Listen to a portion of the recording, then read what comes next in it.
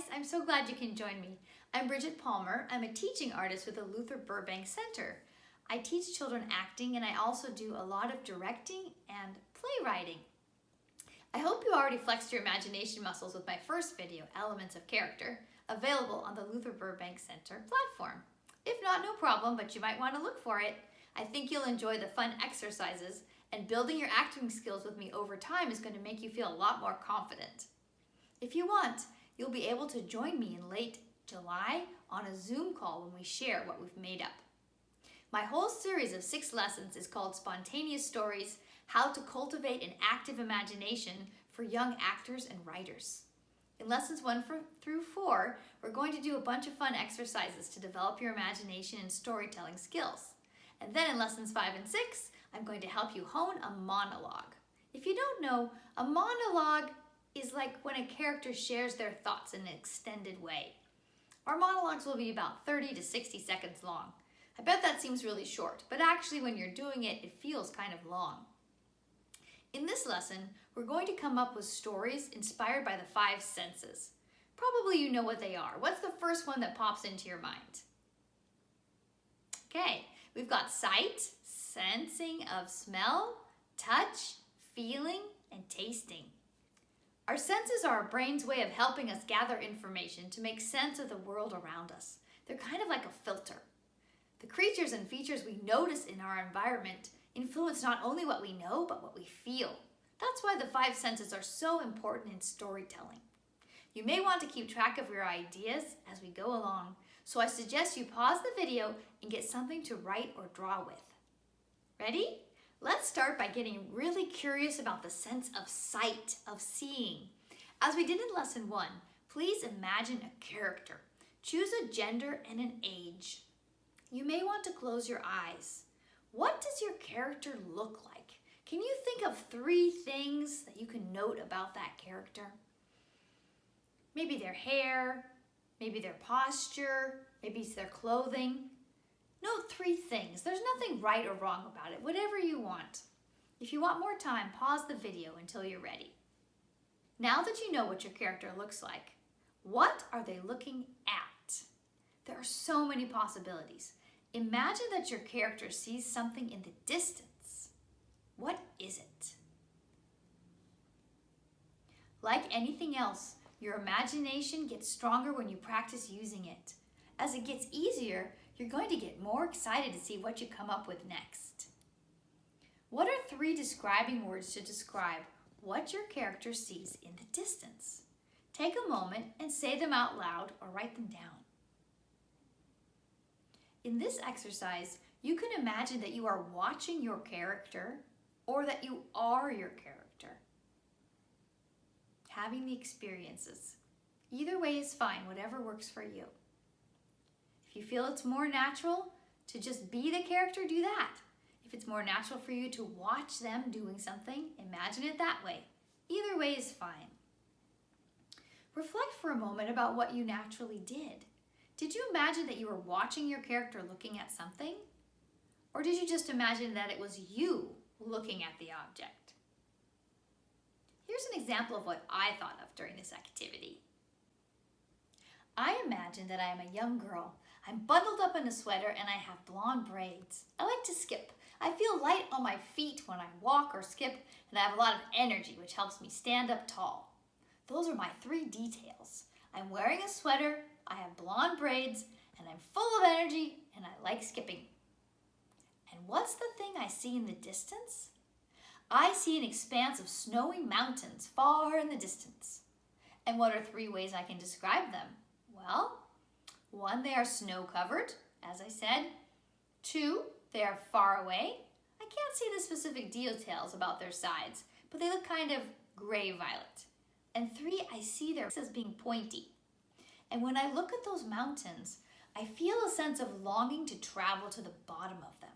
I just feel like I want to climb up to them and see what I can see looking down from the top of them.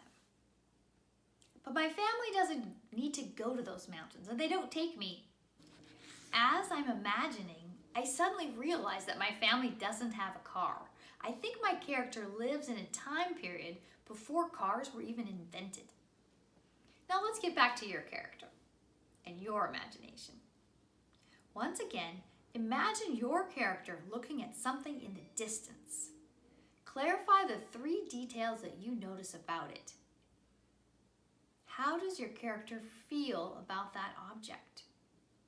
Pause the video and give yourself more time to imagine and to think about this.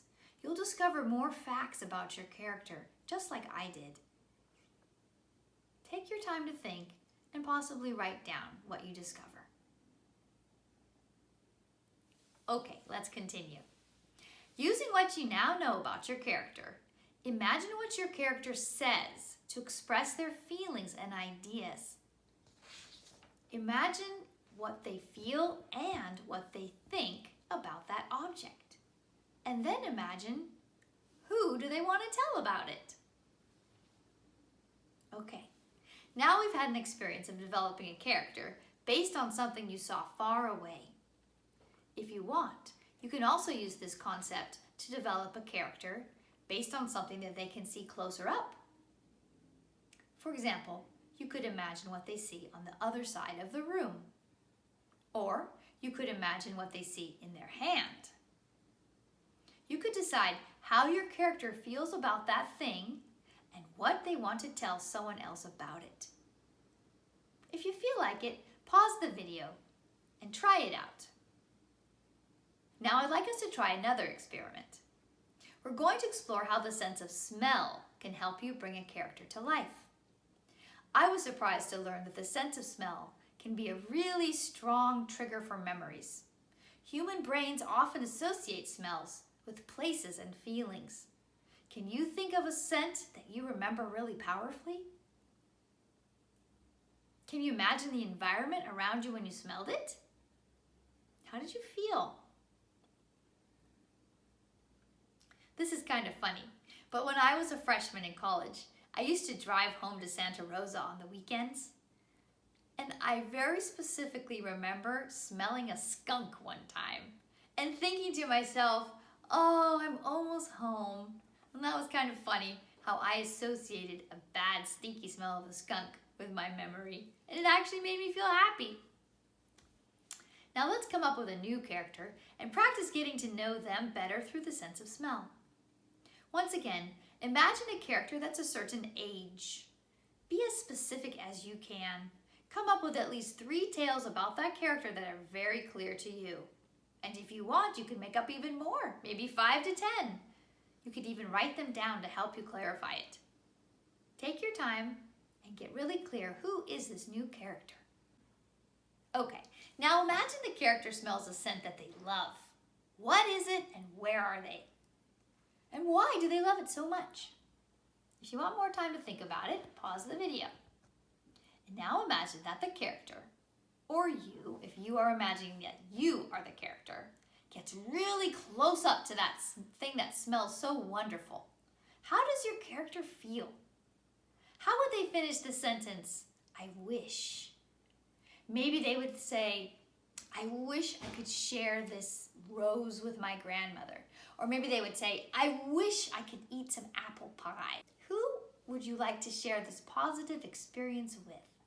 You can create a short monologue by imagining your character telling another person about the positive experience they just had. Sharing your thoughts and your feelings. Pause the video and come up with about 3 to 5 things that your character would say. Write them down if you'd like to. Now, let's try the opposite experiment. What if your character smelled something really awful? What is it? Are they in a different place or the same place? And how do they feel about that awful smell? Imagine there's a reason why your character has to go really close to the awful smelling thing. Do they touch it? Imagine that your character calls up a friend on the telephone and tells them about their experience with the smelly thing. Try to think of 3 or more things that your character would say to their friend to describe their experience. You might add details such as where they were or how they felt. You could tell it in a story sequence, like what happened first, what happened second, what happened third. Pause the video and see what you come up with. Now we've added a method to create characters and develop their thoughts and feelings using the sense of sight or smell to our imagination toolbox. You could use the sense of taste in very much the same way as the sense of smell. Some tastes make us feel happy and others make us feel badly. Like smells, they can trigger emotions and memories. I remember when I was a child, my father wanted me to eat fish sometimes and I hated the flavor. So I felt mad and sad. And if I wanted to write a monologue, it would be easy for me to come up with some words to describe the situation and my feelings about it. If you'd like to pause the video to write a monologue about eating something you loved or something you hated, pause the video and give it a try. It might be fun to start with Dear Diary. Another fantastic tool for helping you develop a character is the sense of touch. This is kind of like the props exercise in the first lesson, but we are going to approach it in a new way. Think about all the different ways someone can touch or hold something. They can stroke it, like a cat. They can tickle it, like a child. They can cut it, like sawing wood. They can squeeze it, like a sponge. How else can someone touch something? The way we touch something can be very common and ordinary, but it can also be unusual or remarkable. If you want to make your story more memorable or surprising, you might want to add a detail in which a character has an unusual relationship to touch. Maybe they're clumsy and drop things easily. Or maybe they love their blanket so much that they need to carry it everywhere with them, like Linus. Try another experiment. Remember the character you made up earlier that saw something in the distance? Now imagine that character is touching something with their hand. What might they hold or touch? And why do they have it? And what are they going to do with it? Take as much time as you want to. You may want to pause the video and write down your ideas. You might want to say or write words that your character would say as they touch the object. It's another helpful tool for developing character ideas and monologues. And finally, let's consider how we can use the sense of hearing to develop characters. You could decide whether your character hears well or not. Older people frequently don't hear as well as young people, and so if you want to act out an old character or write a monologue, you could include dialogue indicating that they don't hear well. You could also have them express their feelings about losing their sense of hearing.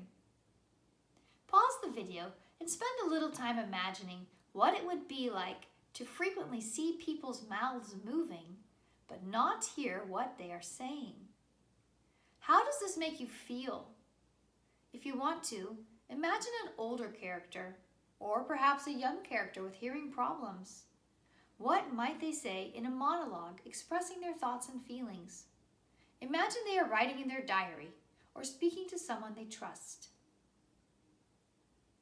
Another way we can use hearing in our imagination toolbox is to imagine that your character hears something that's very significant. Either the information matters to them, perhaps they overheard a secret, or maybe they hear a sound which touched their feelings. They could be excited by the sound of an amusement park, or they could be frightened by the sound of a wolf pack nearby. For your final exercise in this lesson, imagine a new character. Choose an age and a gender. Imagine a few things about how they look. And then imagine you are the character. Imagine a few things about them. Walk around as that character. And then choose a place and a sound that the character hears in that place. Make it significant. Make it really matter to the character. What emotions does that bring up? Pause the video and imagine the situation. Speak or write a monologue in which you as the character share your feelings and thoughts about hearing that sound in that place. I wish I could know what you came up with. I'm excited to get to hear some of your work in one of our later lessons. For today, we've come to the end. I really enjoyed introducing you guys to some ways to develop your characters with the 5 senses. I hope you'll tune in for the 3rd lesson when we'll explore how setting can really inspire our imaginations as storytellers and actors. Take care and see you next time.